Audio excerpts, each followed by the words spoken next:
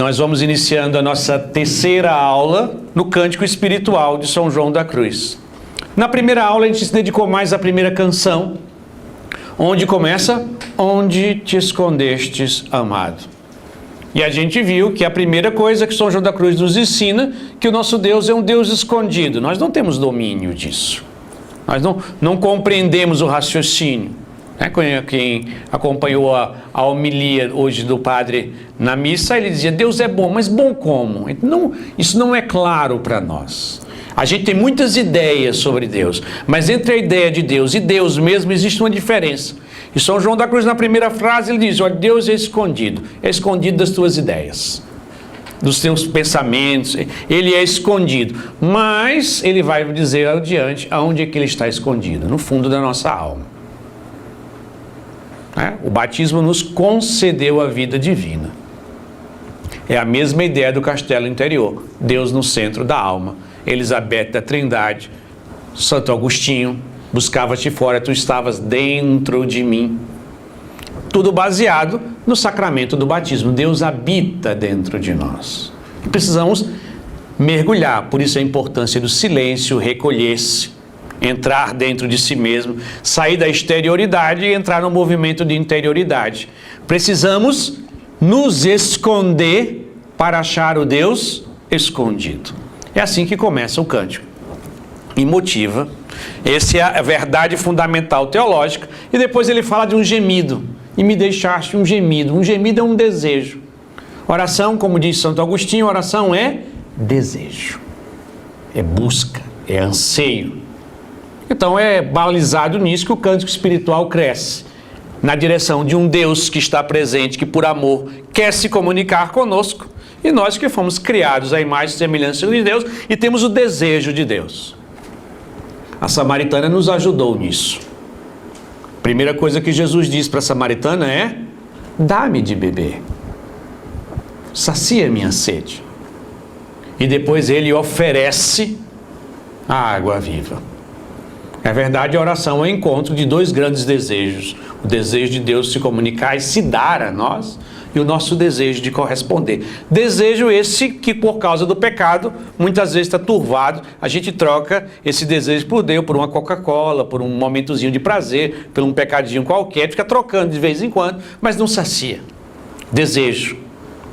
E isso é a parte fundamental da primeira aula. Na segunda aula, a gente começou com o segundo cântico. O que é que o segundo cântico diz?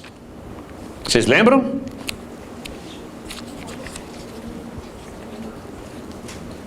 Como é que começa o segundo cântico? Pastores que subides para além das malhadas e outeiros, se porventura vides aquele quem mais amo, digo que peno, padeço e morro. E ele começa dizendo: os pastores são os nossos desejos. Pastor é aquele que conduz. Você será sempre conduzido pelos seus desejos. O que tu desejas, tu vai tentar fazer de alguma forma ou de outra. Mas é os pastores que subirdes em direção. Aí a gente viu os desejos e os afetos. Os desejos estão mais centralizados na vontade, com a ligação com a afetividade. E os afetos é tudo aquilo que a gente aplica à nossa inteligência, que os nossos afetos a gente vai terminar gostando daquilo que a gente se dedica, se debruça sobre. Se a gente começar a tocar violão, daqui a pouco a gente gosta. É o que a gente diz para qualquer jovem: você sabe muito matemática. Se ele disser que gosta, é porque ele sabe. Se você gosta, sabe. Se não gosta, é porque normalmente não sabe. Então o gostar é esse afeto como inteligência. Depois ele foi percorrendo rapidamente, terceiro cântico, quarto cântico, sem nos determos muito rapidamente, até chegarmos ao 11º cântico, e chegamos ao 12º cântico, que é agora. Como é que vamos ler juntos? Ó cristalina fonte, se nestes teus semblantes prateados formastes de repente os olhos desejados que tenho nas entranhas debuxados. Então agora chegamos nesse momento do cântico, que nós vamos ver o grande movimento, que é o movimento da fé, que é a grande motriz, o grande motivo de toda a direção de São João da Cruz. Qual é? É um caminho teologal. A fé é uma coisa muito interessante. A fé é semelhante nos sacramentos ao batismo. Se alguém perguntasse para você qual é o maior dos sacramentos, qual seria a resposta que você daria? O maior de todos? A Eucaristia, não é? E eu perguntasse para você, qual é o mais importante? Ao batismo, que dá acesso a todos eles. O batismo é a mesma coisa se eu dissesse qual é a virtude teologal maior. A caridade. Mas a mais importante é a fé, porque a fé nos possibilita a gente viver a esperança e a caridade. A caridade é o maior, mas a fé é a porta de tudo. A fé é que abre o caminho. E é por isso que na canção 12 ele vai se dedicar basicamente a nos fazer mergulhar no mistério da fé. Porque, na verdade, o que é a contemplação? É a fé em ação. Contemplação é isso. O que é uma pessoa contemplativa? Uma pessoa que tem uma fé madura. Se não tem fé madura, ele não é contemplativo. Não, mas ele, quando reza, sai do chão, dá pinote, pula, vê 3 vezes... Então, isso não é necessariamente um contemplativo. Pode ser que ele tenha algum problema psicológico até. Não é isso. Você percebe o movimento, o que é fé? Fé é uma forma de conhecimento. E o contemplativo é aquele que desenvolveu, por graça de Deus, uma forma de conhecer os mistérios de Deus e Deus. É uma forma de conhecimento. Por isso que a primeira coisa que devemos ser sempre claro é: fé é conhecimento, não é sentimento, não é sensação, não é emoção. Também não é conhecimento racionalístico. Eu sei mais coisa do que os outros. Não, não é necessariamente isso. É isso que a gente vai ver na canção número 12. Então, a fé é uma forma de conhecimento. A gente viu 2 figuras, lembra? A samaritana e o cego. Com a samaritana, a gente viu o desejo de Deus e todo o caminho teresiano, afetivo de se aproximar de Deus. Caminho contemplativo mais afetivo. Hoje a gente viu quem? O cego de nascença. Todo o caminho muito mais purificativo. O cego de nascença ele só faz apanhar. Quanto mais apanha, melhor fica. Mais ele adere a Jesus. É um caminho de purificação. Eu disse de forma genérica, mas existem sinais claros de quando uma pessoa ela está passando por esse processo. Quando você tem esse caminho de contemplação, de começar a cultivar a sua vida de oração, ela vai desenvolver pelo caminho da contemplação. Se você tem um caminho mais afetivo, você vai ter alguns sinais. O caminho de oração teresiano qual é? Caminho de sensações mais fortes, que ela dá o nome de oração de recolhimento e oração de quietude. Uma capacidade maior de recolher-se, a sua vontade se une mais a Deus com facilidade. Isso é o lado, vamos dizer assim, saboroso e positivo do caminho afetivo de Santa Teresa. Você reza com facilidade. A sua vontade se atrela a Deus com mais vontade. Efeito colateral. Há um deslocamento da sua vontade e das outras faculdades. E isso, Santa Teresa chamava isso de: a minha imaginação se tornou a louca da casa. Quando Teresa está dizendo isso, ela está nos dando um sinal de que ela tem oração contemplativa. A minha cabeça, os meus pensamentos e os meus afetos se desordenaram. O que é a contemplação afetiva? É igual um casal que vai para o quarto e fecha a porta e deixa os filhos soltos em casa. E os filhos começam, quando o pai e a mãe não tem o que eles começam a quebrar as coisas dentro de casa. Quebrar, destruir a casa todinha. Por quê? O sintoma negativo, o negativo que significa doloroso, difícil, do caminho afetivo é esse.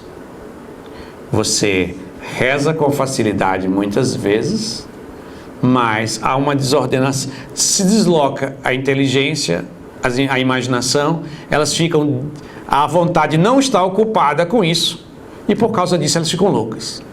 É tudo que Teresa fala do livro da vida, quando ela dizia, passei 18 anos.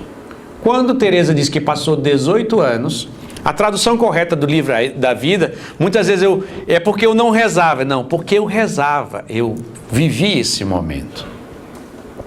Então todas aquelas sensações desagradáveis que ela tinha, era uma experiência de oração contemplativa.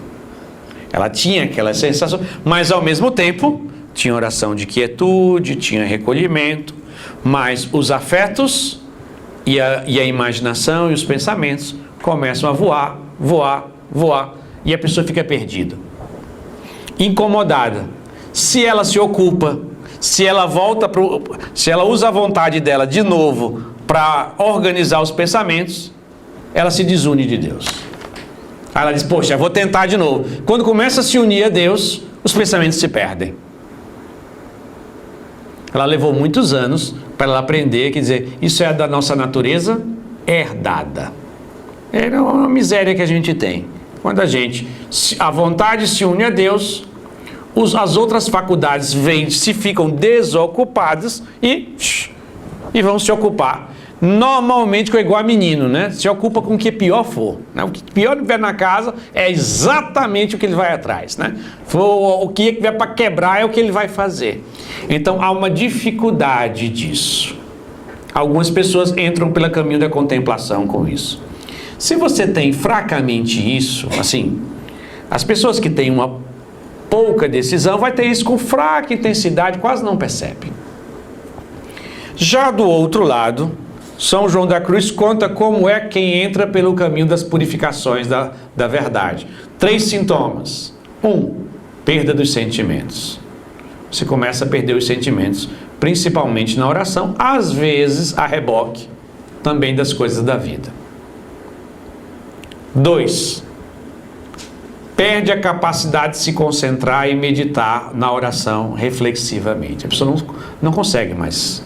A capacidade de concentrar dela cai.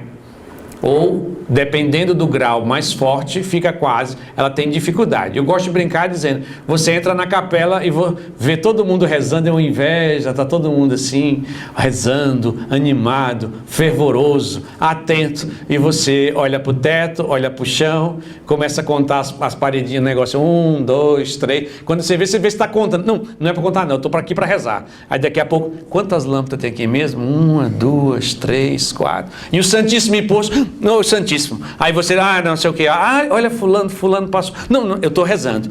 Você é quase impossível. E isso é um sintoma de oração contemplativa. É engraçado, né? Porque quem pensa que ser contemplativo é virar uma pessoa fantástica, super-homem voando, né? Vendo assim Nossa Senhora, dando tchau para ela, oi, né? Mas as sensações da oração contemplativa, claro, inicial, ele chama incipiente, quando você adentra, a não ser que você já seja de alto grau, aí já é outro nível. Mas o começo é esse. São 2 sintomas negativos em São João da Cruz e um positivo. O positivo é desejo de Deus, saudade, desejo. Você não consegue se concentrar, você não sente nada, mas você quer rezar. Você tem vontade de ficar sozinho, tem vontade de cultivar, tem vontade, mas parece que quanto mais tenta, parece que pior fica. Mas você deseja. Então esse é o sintoma, as sensações psicológicas da contemplação, seja ela afetiva, seja ela intelectiva, seja ela de Santa Teresa aqui, vamos como dizer, a samaritana, seja do cego de nascença. É importante a gente perceber que as sensações psicológicas da contemplação para nós não são tão agradáveis, principalmente no início. Elas traz um desconforto. Por isso que São João da Cruz chama isso de noite. Por causa do desconforto que isso traz para a nossa natureza. Mas eu estou falando do efeito psicológico. Porque a contemplação é simplesmente a virtude da fé em operação. Só isso. Como você vai se sentir assim? Aí é uma questão psicológica. Quer dizer, é o que você sente, não significa que é o fato. É como você se sente. E por isso nós vamos dar o próximo passo, entrar na canção 12, para começar a estudar mais especificamente como a fé opera na alma. Ó cristalina fonte, se nesses teus semblantes prateados formastes de repente os olhos desejados, que tenho nas entranhas debuxados. Basicamente nós vamos ficar com ó cristalina fonte e se nesses teus semblantes prateados. Ó cristalina fonte, número 3, chama a fé de cristalina por 2 motivos. Primeiro, por ser de Cristo seu esposo. Segundo, porque tem a propriedade do cristal, sendo pura nas verdades e ao mesmo tempo forte, clara e limpa de qualquer erro e de noções naturais. A fé é um conhecimento sem erro, límpido, né? E ao mesmo tempo forte. Continua o texto. Dá-lhe o nome de fonte, porque dela mana a alma as águas, emana para as águas de todos os bens espirituais. Cristo nosso Senhor, falando com a samaritana, deu esse nome de fonte à mesma fé. Ele diz, olha, aquela conversa com a samaritana foi essa fonte. A fonte, beber desta água viva. Dizendo que todos aqueles que crescem teriam em si uma fonte, cujas águas jorrariam para a vida eterna. Ele vai continuando. E esta água é o Espírito que havia de receber pela fé os crentes. Então ele faz 2 ligações. Uma com a samaritana e outra quando ele faz naquele discurso. Quem tem sede, venha a mim e beba. E aqueles que creem em mim, do seu seio jorrarão rios de água viva. Então, a cristalina fonte é a fé. A fé que nos dá contato diretamente com Jesus. Mas essa cristalina fonte, continua, se nesses teus semblantes prateados, as proposições e artigos que propõem a fé à alma, chama-lhes de semblantes prateados. Ele diz, olha, a fé, no seu quesito doutrina, qual é? Creio em Deus Pai Todo-Poderoso, Criador do céu e da terra. Isso é o quê? Prata. São semblantes prateados. A prata é a doutrina. A fé tem um elemento que ela é doutrinal. É conteúdo, é o depósito da fé que é comunicado. A fé no seu quesito de aquilo que é comunitário, que é a igreja nos comunica como conteúdo. Aquilo que você recebeu no credo, ou deve ter recebido no seu catecismo, é a fé, é a prata. Né? O conteúdo, o conteúdo doutrinal, os dogmas, tudo isso significa prata. Para a compreensão desse verso e dos seguintes, precisamos saber que a fé aqui é comparada à prata, aonde? Nas proposições que nos ensina. Então, o que é ensinado, o que é possível ser ensinado, é prata. Se eu disser para você que Deus é uma só, Deus é um só em 3 pessoas, isso significa prata. É a prata. Jesus é plenamente homem, plenamente Deus, isso é a prata. A prata da fé. Continuando, as proposições que nos ensina. Quanta substância encerrada na fé e as verdades nelas contidas são comparadas ao ouro. Preste atenção, isso é o segredo de tudo. Na doutrina está a prata. Dentro da doutrina está o ouro. Por isso, quem é um cristão contemplativo? é aquele cristão que, ao se aproximar da prata de alguma forma, tocou o ouro. Isso se dá pelo caminho contemplativo. Com sensações, sem sensações, a pessoa se achando meio perdida, meio achado, não interessa. Interessa que se ele toca o ouro, é o que a gente chama, é um cristão maduro na fé. Ele é contemplativo. Senão ele nunca vai ser maduro na fé sem a contemplação. Ele vai ser uma pessoa cheia de ideias. Eu sei que é isso, é aquelas pessoas que sabem muita teologia, sabem muita doutrina, sabem muito direito canônico, sabem um monte de coisa, mas e daí? E daí? Nada. Na verdade, só incomoda e atrapalha a vida dos outros, né? Perturbam aqueles legalistas, aquele não há. Tá, há uma ferraça. Ele pega o meio e faz dele o fim. Ele pega aquilo e, olha porque aqui está escrito assim, e briga, e vamos matar, e vamos esquartejar, porque aqui é uma doutrina. Como também, quem se afasta da doutrina nunca vai chegar no ouro. Chega nunca. Se o ouro está dentro da prata, e a prata é a doutrina, você pode cometer 2 erros. 1, se apegar à prata.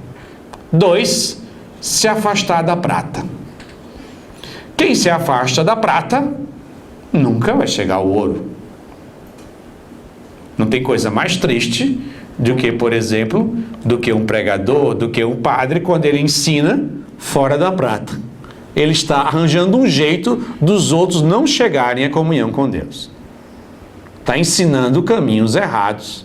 Por isso que a igreja tem tanto zelo pela doutrina da fé.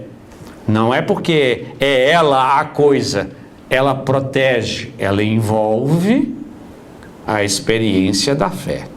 A fé é o ouro, a fé autêntica passa pela prata e chega no ouro. Vou dar um exemplo.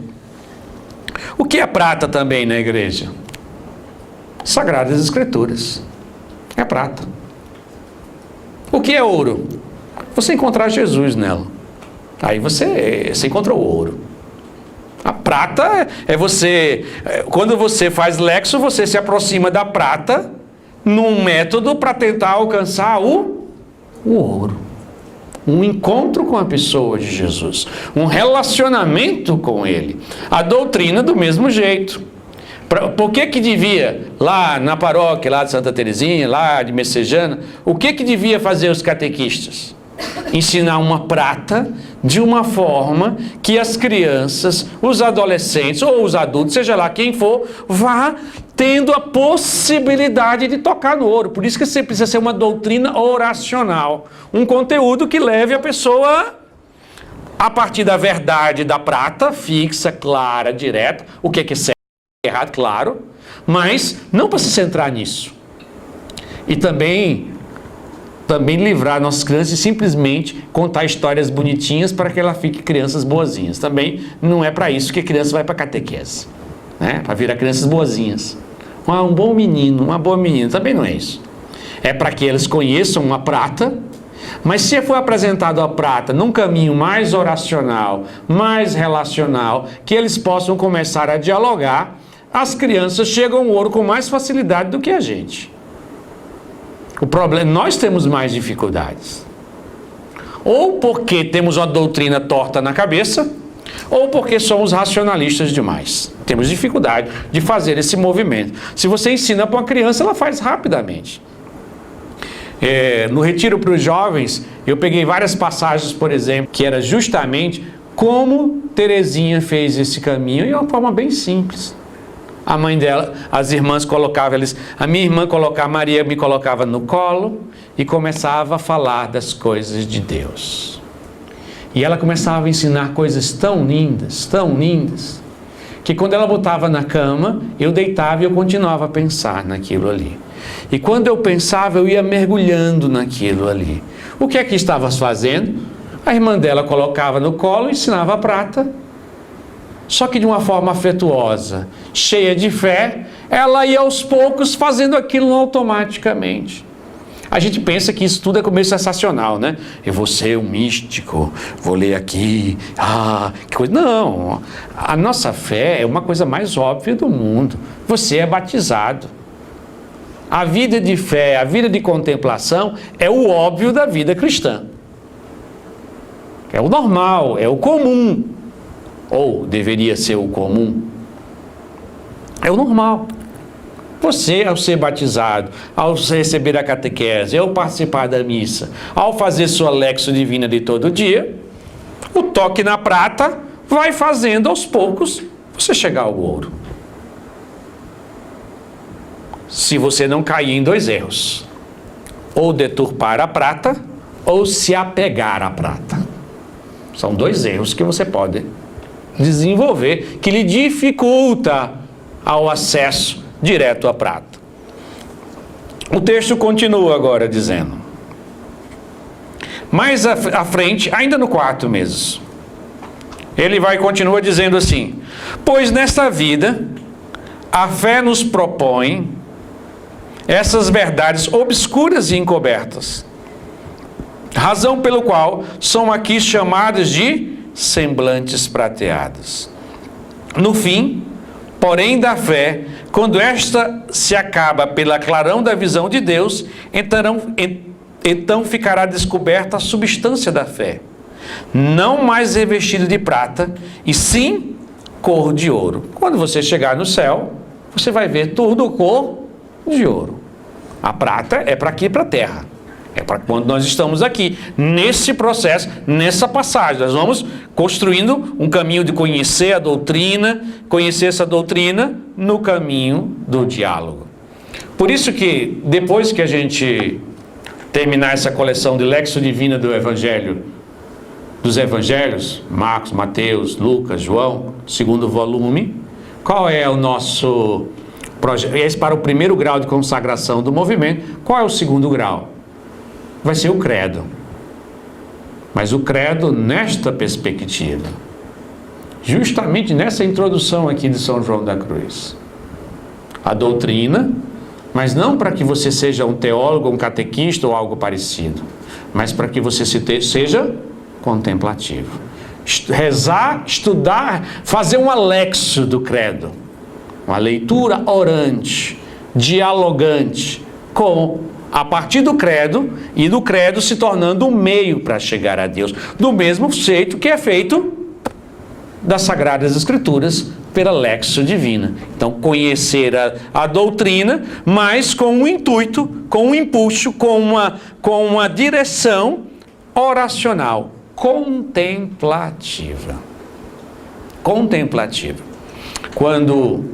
É engraçado quando rapidamente, na última conversa que eu tive com Dom Odílio, a gente teve uma coisa que a gente precisou resolver, e eu resolvendo, aí ele falou sobre nós dos livros, aí eu disse, eu estava pensando em escrever o credo, não sei o que, ele pensando mais num viés contemplativo. Ele disse, é isso mesmo, o credo tem que ser ensinado de uma forma mais contemplativa, não pode ser só raciocínio.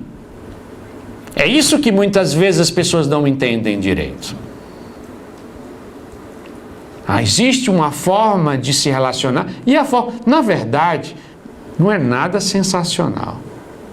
Se você vê o começo da igreja, é assim que ensinava o credo.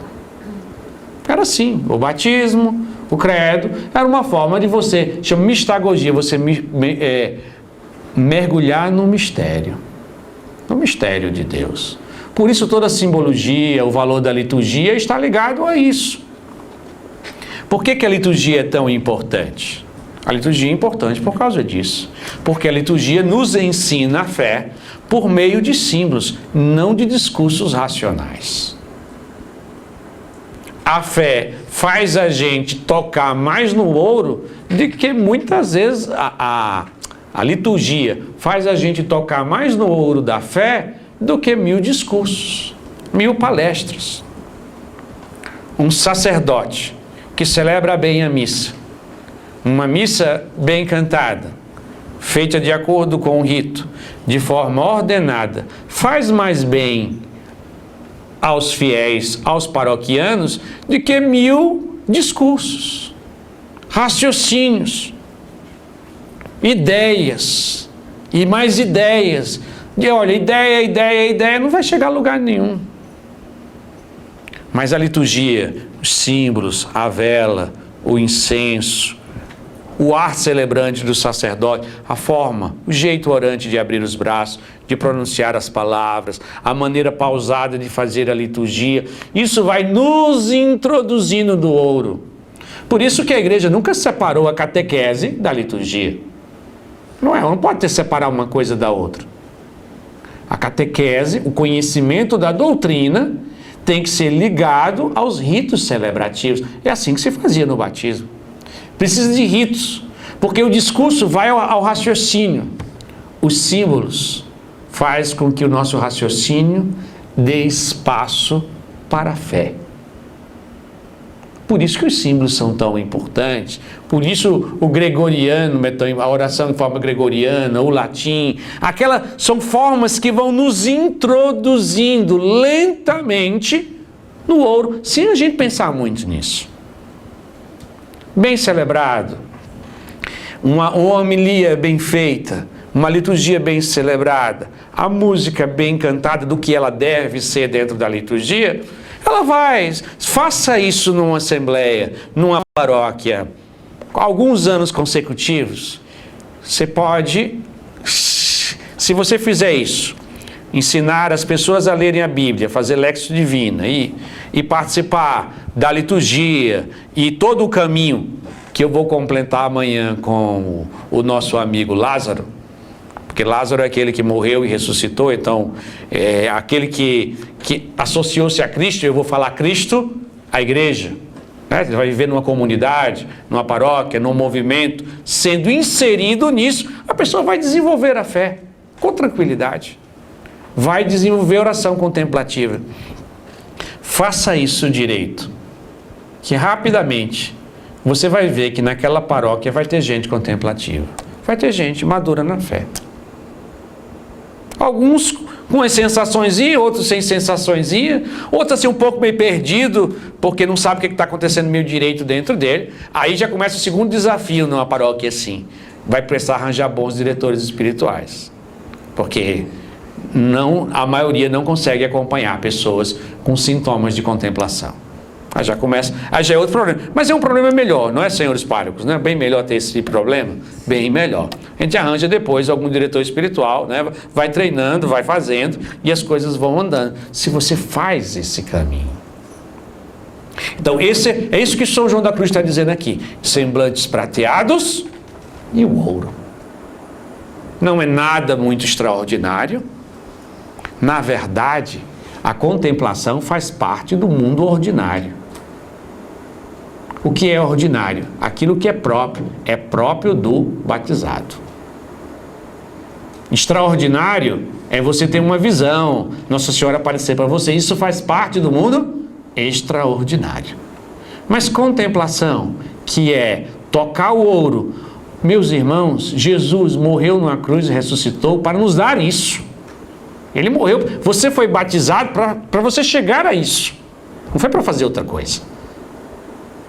Não é para você se tornar o fazedor de coisas da paróquia, não, é para você ser um contemplativo e dar o seu testemunho, e por esse testemunho e por esse serviço, converter as pessoas. A prata da fé, esse conteúdo, é o que você vai ver aqui ainda no final. Continuando ainda no 4, ele diz: a fé efetivamente nos dá e comunica o próprio Deus. Vamos repetir isso? A fé efetivamente nos dá e nos comunica o próprio Deus, coberto todavia com a prata da fé. Quando você comunica a fé, você está comunicando Deus. Você não está dando uma ideia, você está dando Deus para eles. A possibilidade de tocar a Deus. É uma forma ainda encoberta pela prata. Por isso que a importância da liturgia, dos símbolos, por isso que a importância dos poemas e com isso a música. Porque deixa de a gente se concentrar só no raciocínio, Não é simplesmente entender. Você precisa aprender a usar a inteligência para aprender como um serviço. O problema da nossa inteligência é porque ela gosta de pegar atributos que não cabem a ela. Ela serve para aprender as coisas e servir as outras faculdades, inclusive a fé. Mas a inteligência o que é que faz? Ela domina os conhecimentos para subjugar o resto. Aí eu sei disso, não precisa nem me dizer, eu sei disso. Você usa o conhecimento para o poder, para o orgulho. Mas a inteligência foi feita para humildemente servir o resto do organismo. E principalmente servir o conhecimento da fé. Tem que ser algo humilde. O grande desafio é fazer com que a nossa inteligência seja humilde. E ela ocupe o lugar dela, ela sirva, ela aprenda para se relacionar com Deus. Esse é o grande desafio tanto da catequese, como a parte doutrinal, como quando o estudo pessoal da fé. Que forma está sendo feita por mim e que forma eu estou transmitindo aos outros? Porque senão a forma orgulhosa, eu domino o conhecimento e eu sou mais do que vocês. Eu sei e vocês não sabem. Ou você conhece e humildemente põe a serviço o seu conhecimento aos outros e põe o serviço até a sua própria fé. Então é para isso que existe a inteligência. Então não dá para ter uma fé sem uma inteligência mínima trabalhando. É necessário. Não significa, né, que a pessoa precisa saber ler e escrever. Ela precisa conhecer. Eu estou falando isso porque, por exemplo, nós temos grupos do movimento lá em Guaiúba, que boa parte do grupo não sabe ler, né? Tem uma boa parcela do grupo que não sabe ler. E faz grupo de Lexis Divina sem saber ler, né? Uma das coisas mais fantásticas que eu acho que eu mais admiro no mundo. Mas é preciso dar conhecimento, mesmo que a pessoa não saiba ler. Não precisa raciocínios complexos. Os fundamentos da fé. Os fundamentos da fé é aprendido por qualquer cristão. A graça do batismo dá essa assistência. Se a gente tiver fé nisso, muitas coisas as pessoas conhecem e as pessoas têm contato com Deus. É o que São João da Cruz está dizendo aqui. O que é? A fé efetivamente nos dá e comunica o próprio Deus. Já penso, quando a gente tem essa consciência que se a gente retamente ensinar a doutrina, cheio de piedade e humildade aos outros, eu estou comunicando Deus para ela. Não estou comunicando uma ideia, uma possibilidade, eu estou comunicando Deus para ela de forma clara. Por isso que, para mim, eu sempre digo, me dá um desespero quando eu escuto uma homilia de um padre que não tem fé, não comunica fé, não comunica...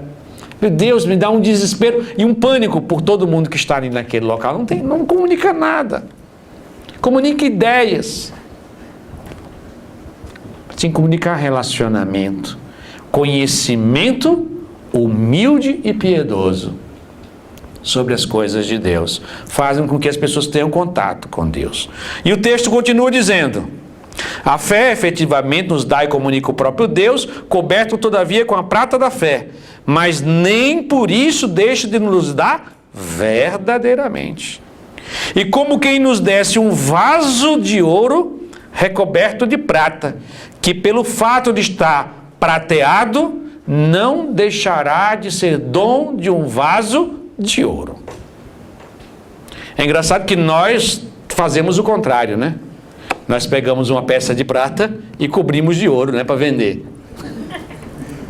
Deus é o contrário. Ele nos dá algo, uma peça de ouro recoberta por prata. Ela é prateada, mas na verdade ela é uma peça de ouro. Então, quando alguém comunica a fé, apesar de ele estar comunicando de forma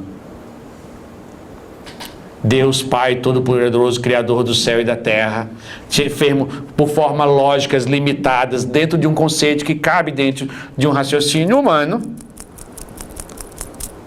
mesmo que tenha cobertura de prata, contém ouro.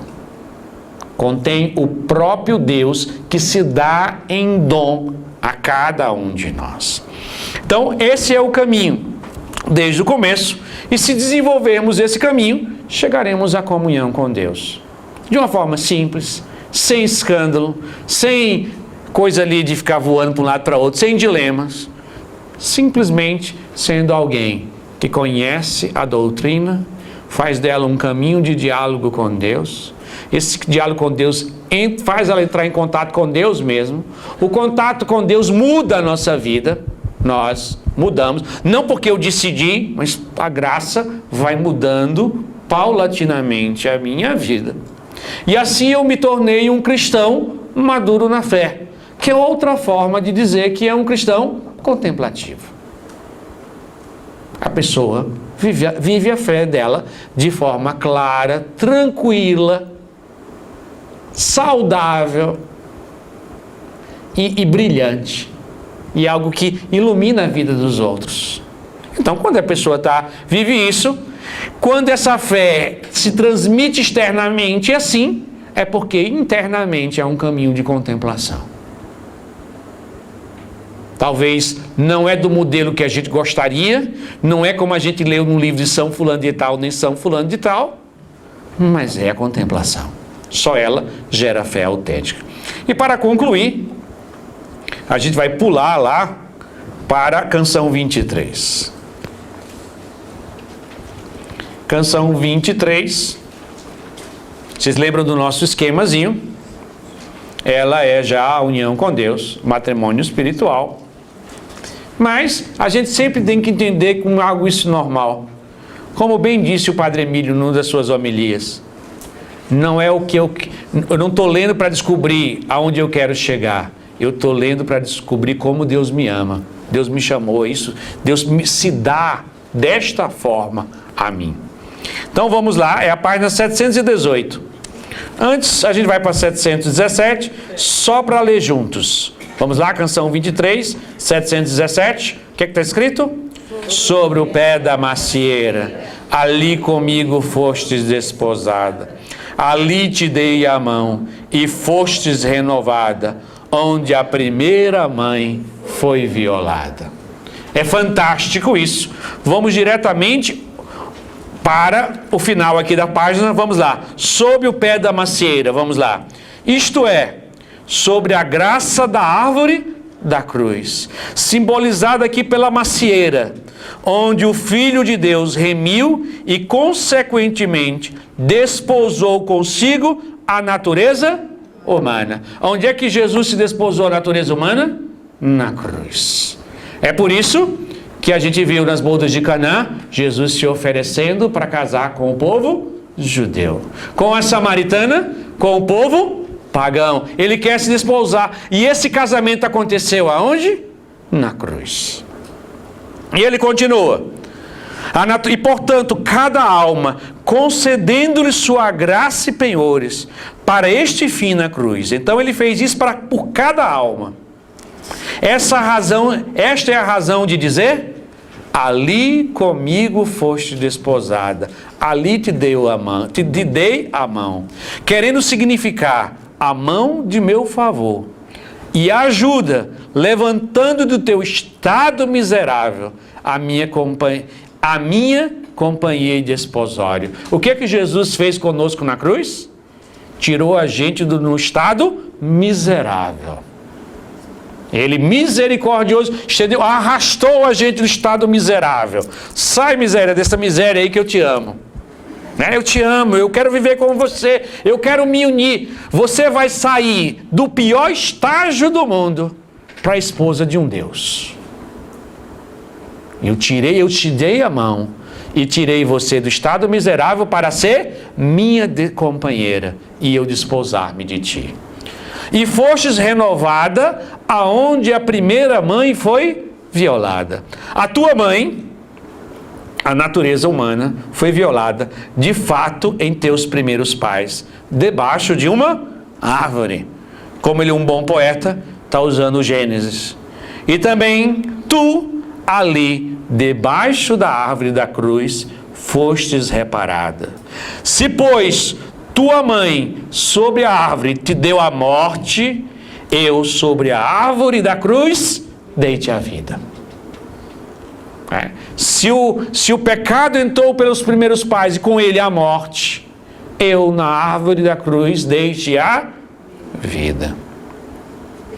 A este teor vai Deus descobrindo a alma as ordenações e disposições, sabedoria, mostrando de modo tão sábio e formoso, saber ele tirar dos males bens.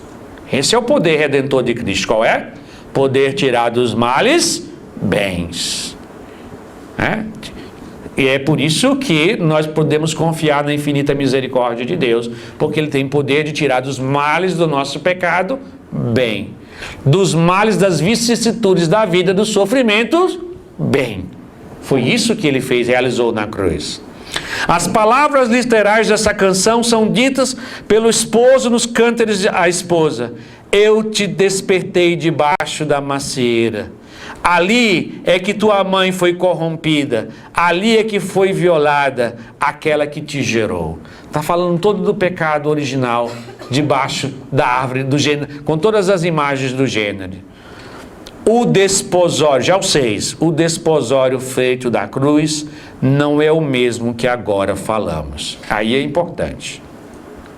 Realiza-se de uma só vez, quando Deus dá à alma a primeira graça, e, portanto, é feita a cada uma no batismo.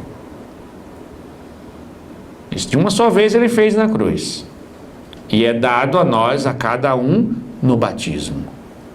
Tudo o que Ele fez na cruz é dado a cada um no batismo. E todo o nosso retiro está baseado nisso, na renovação do nosso batismo. Estamos a samaritana, o símbolo do batismo, a água, o cego de nascença, a luz, a vela.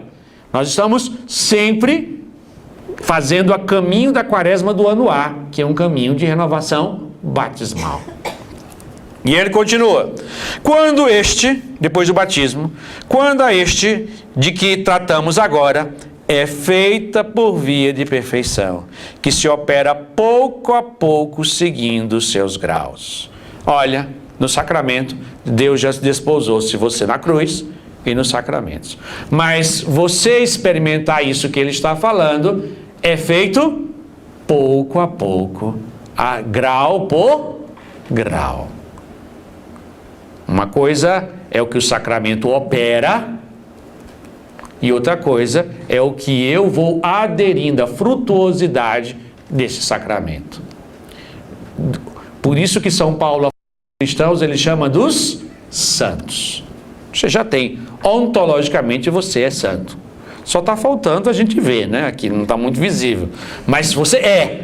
Só não consegue ainda perceber muito. Não olha assim e diz, não parece não demonstra isso. As suas atitudes e suas palavras não estão muito assim condizentes, mas você é. Está faltando só desabrochar isso. E ele diz que é um processo, é um caminho de perfeição, é um processo que segue a graus. Na realidade, é o mesmo desposório. É o mesmo casamento, com essa diferença. Este último se faz ao passo da alma, e assim vai devagar. O primeiro se faz ao passo de Deus, e por consequência, realiza de uma só vez. Deus dá tudo dele para nós de uma só vez. Você imaginar que você tem toda a santidade dentro de você, Deus habita dentro de você, a parte dele ele já fez toda. Não fostes vós que me escolheste, foi eu que vos escolhi. Ele não só te escolheu, mas já te deu tudo.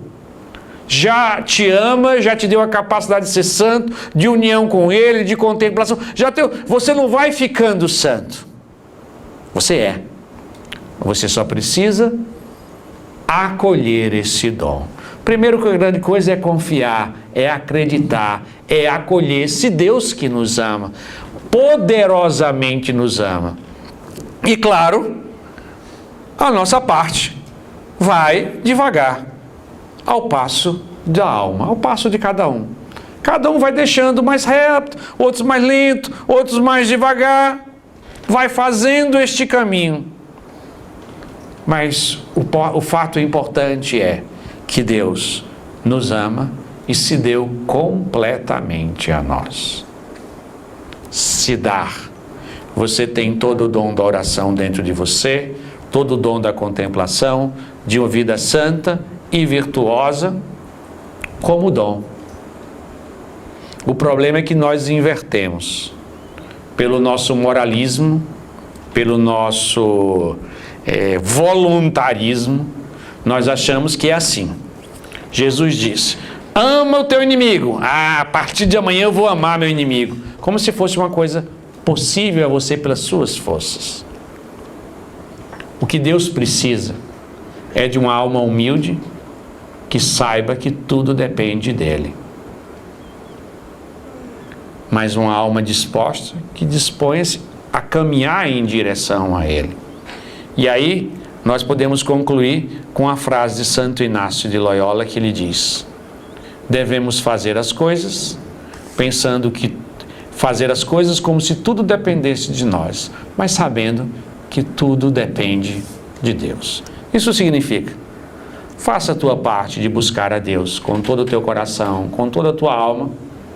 Depois te despreocupas, porque pertence a Deus.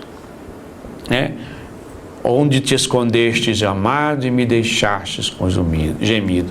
Ó pastores que subirdes além das malhadas e outeiros. Se você anima todos os dias pelo caminho da contemplação, pelo caminho da oração, da Lexio Divina, da vivência cristã, das coisas normais do dia a dia, de uma vida cristã saudável, a contemplação será um caminho normal e a contemplação será a porta para que todas as graças cheguem. E assim você se tornará um santo, não para a sua alegria, não para você ter um lugar maravilhoso no céu, mas para que você possa se realizar como pessoa. E como todo filho que se realiza, é a alegria do seu Pai. Deus quer que você seja santo, porque será a sua realização. E será a alegria dele, a felicidade dele. Ele se realiza, fica feliz com o nosso engrandecimento. Amém.